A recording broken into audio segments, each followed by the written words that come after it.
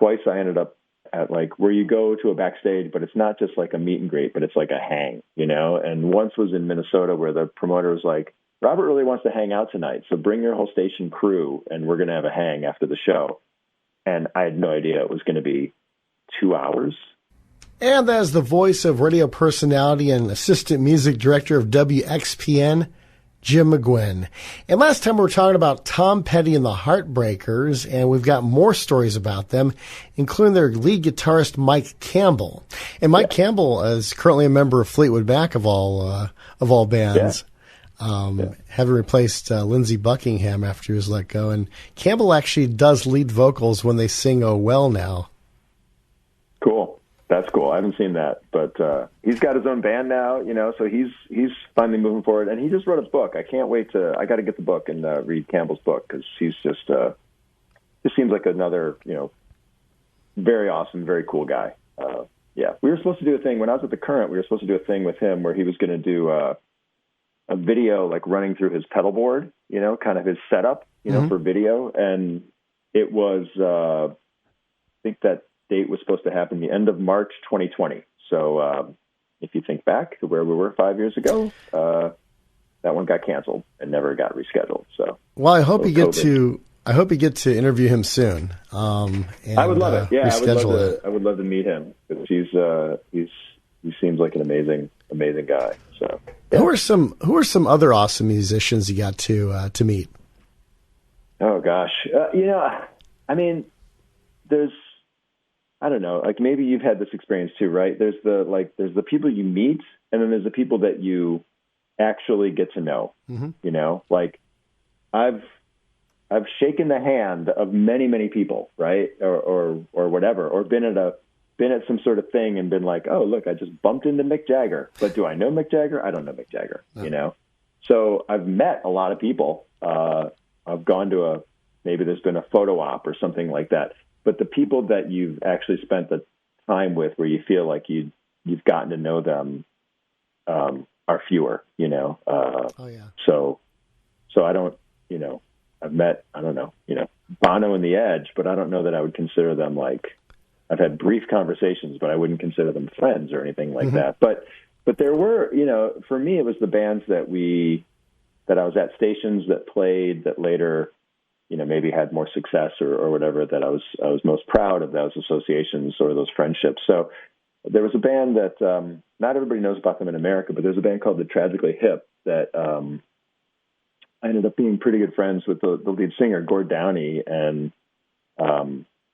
they were kind of the Tom Petty and the Heartbreakers of Canada, but they never had the fame outside of Canada. But in Canada, they were playing hockey arenas later, like football stadiums, So if you meet a Canadian and you mention the Hip, and if you're like me and I go, oh yeah, the Gord came over to my house, and we did this, or we did that, and we did this promotion together and stuff. They're like, oh my God, you met him, because they were untouchable there. So I always love that like kind of dichotomy, and the singer Gord Downey, sadly, he passed away. He had cancer and he died, and it was a national tragedy in Canada. They went on tour for the last time in 2016. So it was just a few months after Prince died, and he died in 2017 in his early 50s. But that's somebody that I always think about as like a true artist. And also their work is so outstanding. There was just a 4-part documentary on them that just came out this past year, and a lot of love for the Hip. But who have I met? I don't know. I mean, yeah, Prince is definitely number one. And once you've met Prince, it's kind of hard to go past there. But most of the alternative bands from the 90s and forward, probably brush paths with at some point in time. Neil Young is somebody that I ended up meeting and having some conversations with over the years. Robert Plant is another one who's like super amazing. And twice I ended up at like where you go to a backstage, but it's not just like a meet and greet, but it's like a hang, And once was in Minnesota where the promoter was like, Robert really wants to hang out tonight, so bring your whole station crew and we're going to have a hang after the show. And I had no idea it was going to be 2 hours, and great party backstage at the State Theater in Minneapolis. And that's one of those ones that I'll never forget, because he was charming. He was just a lot of fun to be around, and answered questions about Led Zeppelin, but was also asking us questions about the radio station or, what soccer team we liked, so. Wow. Yeah. That's the thing about Robert Plant. Since Jimmy Page was such a great guitarist, people too often pass over the fact about what a great talent Robert Plant himself also is. Sure. Yeah. Amazing. I mean, and has proven it with his solo career. He hasn't needed to go back to Led Zeppelin. And I'm sure Page is a little mad about that, because I think Page has wanted to leverage the Zeppelin a little more than Robert has. And Robert's had records that have leaned into the Americana side. He's had records that have leaned into more of like trip hop sort of vibes. And he just keeps pushing forward as an artist. And it's part of the reason why I love him so much. He's just tremendous, great artist, and cool human being as well. So, But yeah, I'm trying to think, who have I met? I interviewed two members of the Clash over the years, not together but separately, Mick Jones and Paul Simonon. That's a thrill. Steve Jones, you mentioned Steve Jones, mm-hmm. and when I was in college, I was an intern for the record label that put out his solo record, and ended up spending a pretty drunken post show at the Cabaret Metro in Chicago with Steve Jones after a gig. REM, I knew the REM guys fairly well over the years, so I've had a lot of opportunities, which is really nice. But the best thing is when you can kind of figure out how to share those opportunities with the audience and kind of bring people along with you. That's, to me as a host, it's kind of, you don't want to be the guy that's like just name dropping. You want to be the person that can kind of, now it's starting to all come back to me, like, Dave Grohl and Rivers, Cuomo and stuff like that. You want to be able to take those sort of experiences and apply them in a way that the audience feels like they're with you, and they are with you. Oh, yeah. So, yeah. What was the best piece of advice you've ever been given? My gosh. Wow. That's that's such a hard question to answer. Best piece of advice. I don't know. I feel like there have been people that have been mentors to me over the years. There's a guy named John Bradley who programmed KBCO for many, many years, and then he was a consultant for SBR Consultancy. And I think he was somebody that really taught me to focus on the audience and the audiences, to meet the audience where they're at. But, I mentioned the guy that ran EQX, who was kind of like a Hunter S. Thompson kind of character, this guy Brooks Brown.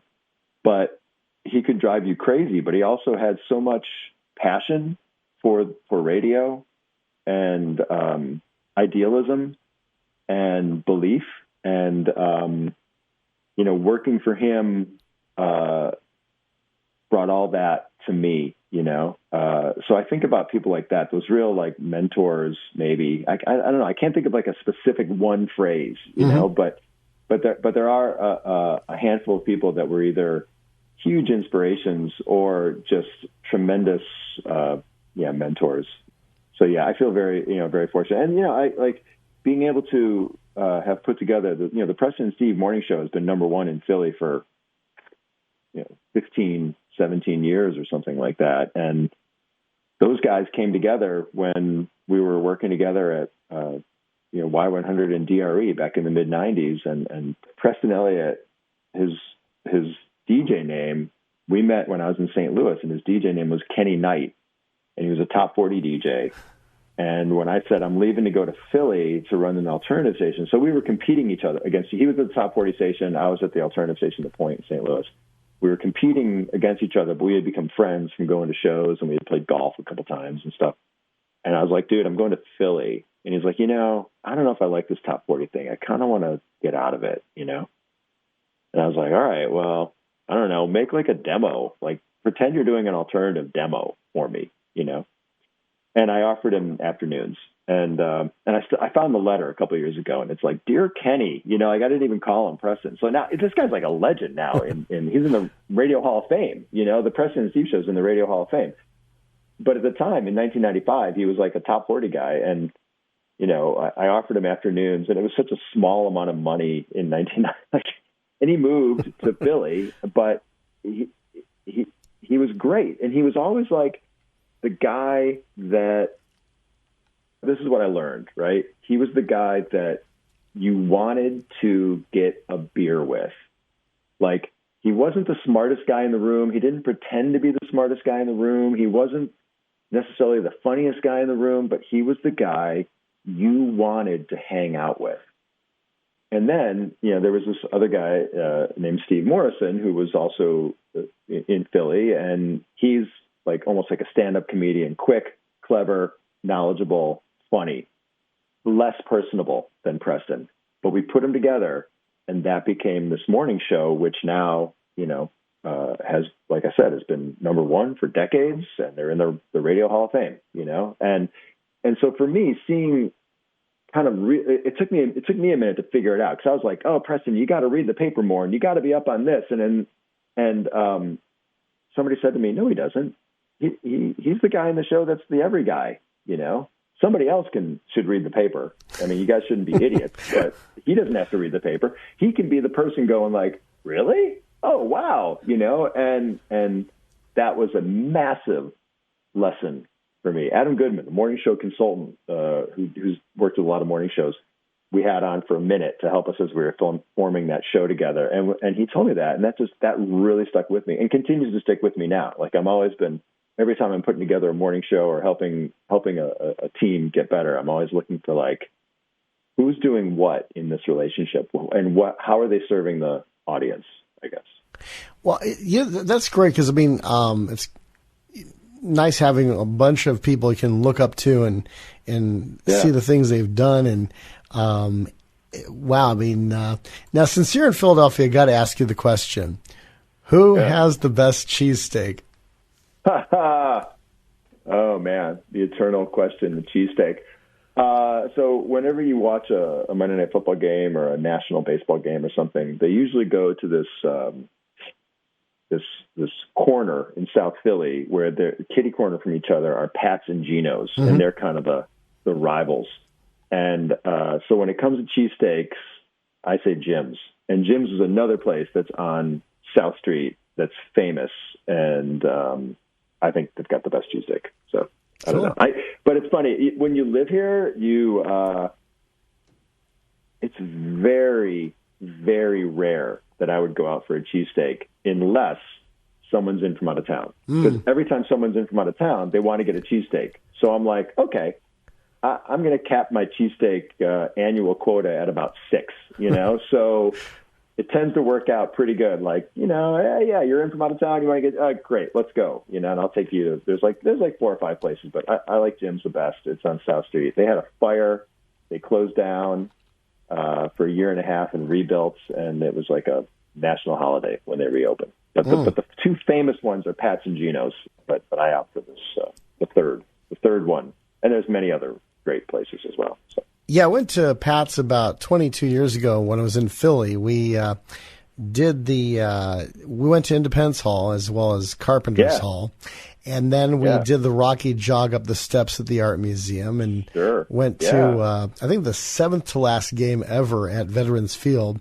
Citizens Bank Park was under construction across the way. Yep. And then we went to Pat's afterwards. Now, we were going to go to Geno's 2 days later. However, Hurricane Isabel hit, so we stayed close to our motel in Elkton, Maryland. So there went our chance to try Geno's to cross-compare. Now, my best friend bought a Pat's steak with whiz and then the second one with provolone. I wish what we had done is we had split one cheesesteak at Pat's and then walked across the street to Geno's to split another to try to get an idea about what was better. But, gives us a reason to go back.